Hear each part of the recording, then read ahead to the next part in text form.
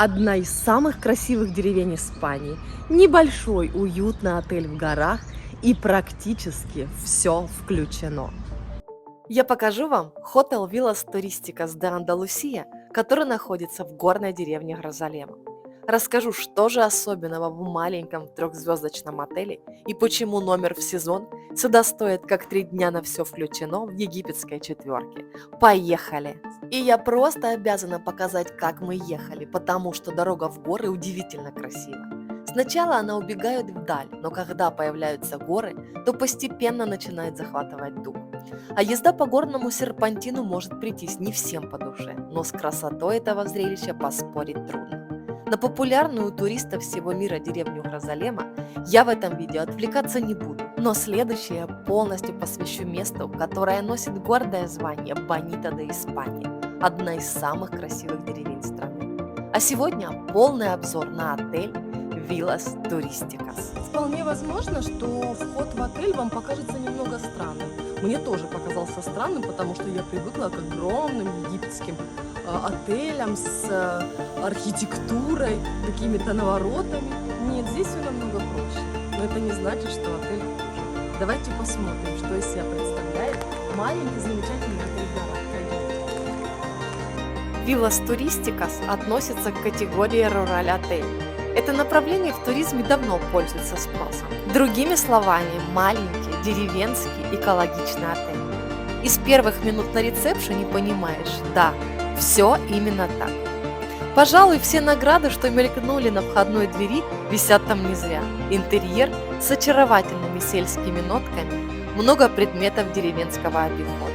Но вот очень маленьким я бы Villas Turísticas не назвала. В распоряжении гостей 62 номера и вмещают они 175 человек при полной загрузке отеля. Итак, маленький уютный отель в горах. Посмотрим, как выглядит номер в этом отеле.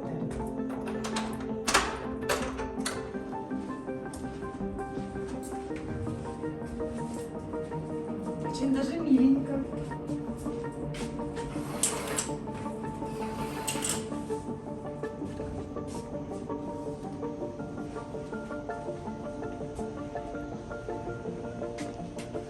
Та-дам!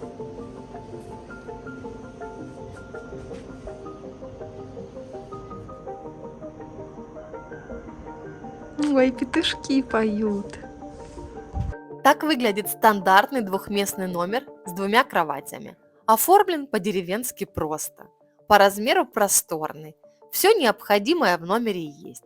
Если точнее, то почти все.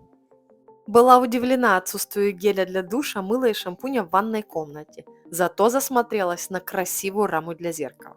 Еще поняла, что человек с клаустрофобией зайти в туалет побоится. И гость с большим весом туда просто не влезет.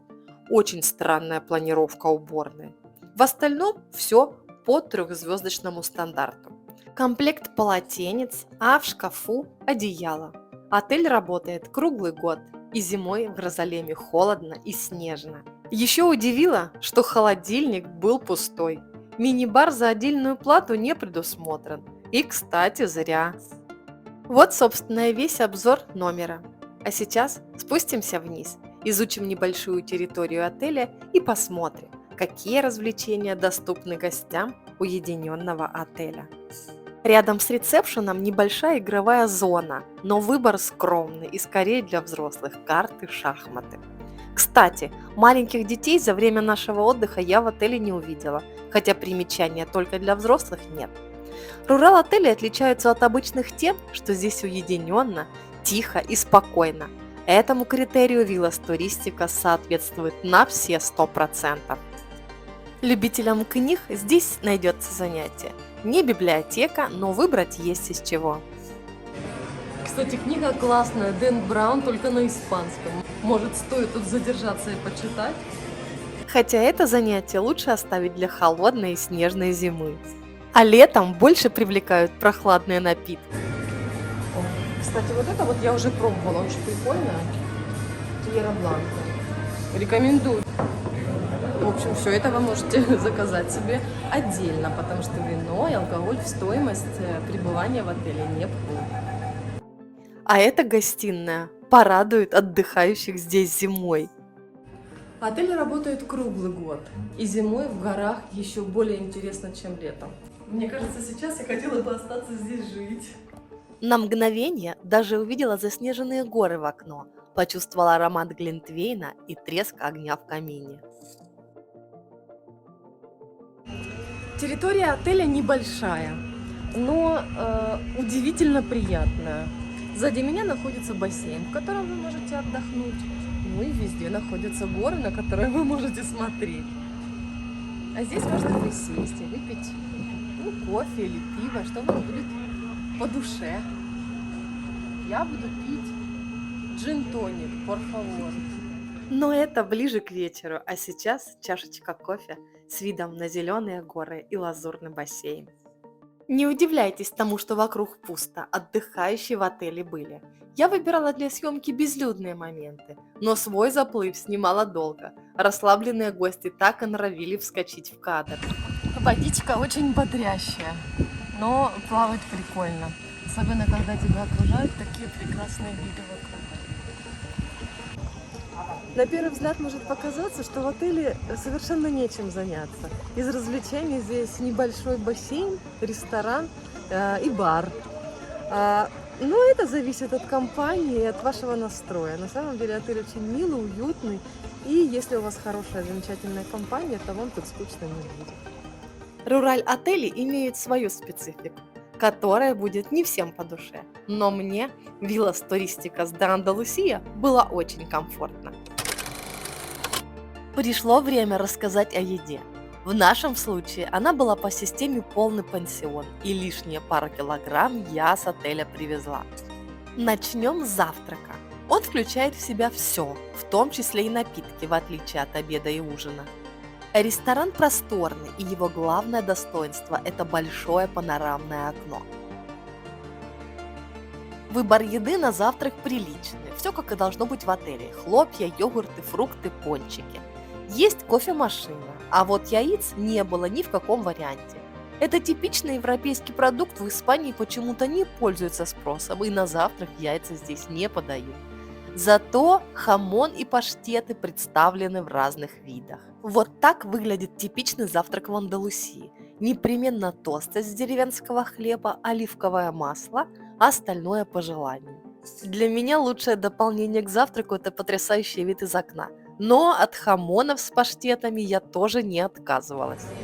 В нашем случае пребывание в отеле включает полный пансион. У нас включен завтрак, обед и ужин. Напитки оплачиваются дополнительно.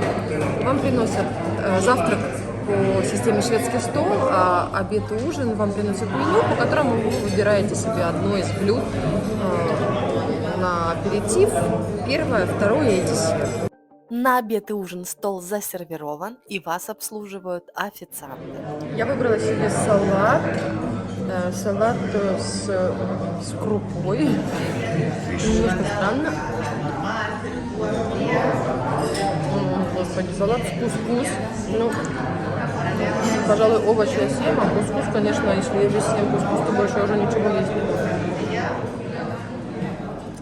На основное блюдо я выбрала сегодня рыбку с овощами. Сейчас попробуем, что из себя представляет рыбка с овощами, с каким-то соусом.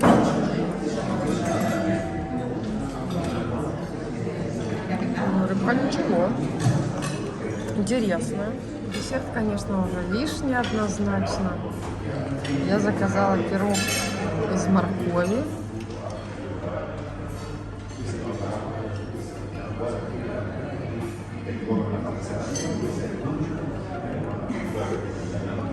Такое себе.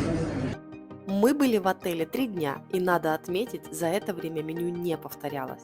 Разнообразно, очень сытно и вполне вкусно. Заказывали на двоих разные блюда, чтобы попробовать все, что предлагает ресторан. Но так понравился холодный суп сальмореха, что в последний день заказали 2. Ну вот с десертами явно было что-то не то. Самым лучшим для меня оказались фрукты. Но эти мелочи не испортили впечатление об отдыхе. Отель оставил самые лучшие воспоминания. Muchas gracias, Виджа Туристика. Мне понравилось. а мы отправляемся дальше. Я не рассказала самое главное. Когда же в Грозалеме сезон и почему цена на отдых в эти дни поднимается больше, чем вдвое? В те дни, когда в Грозалеме проходят фиесты, уникальные местные праздники, на которые съезжаются люди с разных уголков мира, отдых в деревне становится дорогим. Туристы приезжают, чтобы посмотреть настоящие бычьи бега и даже в них поучаствовать, а также стать частью ярких театрализованных шоу, в которых задействованы практически все жители и гости Грозалема. Интересно? Тогда следующее видео точно для вас. Подписывайтесь на канал и открывайте вместе со мной яркую, зажигательную и опьяняющую Андалусию.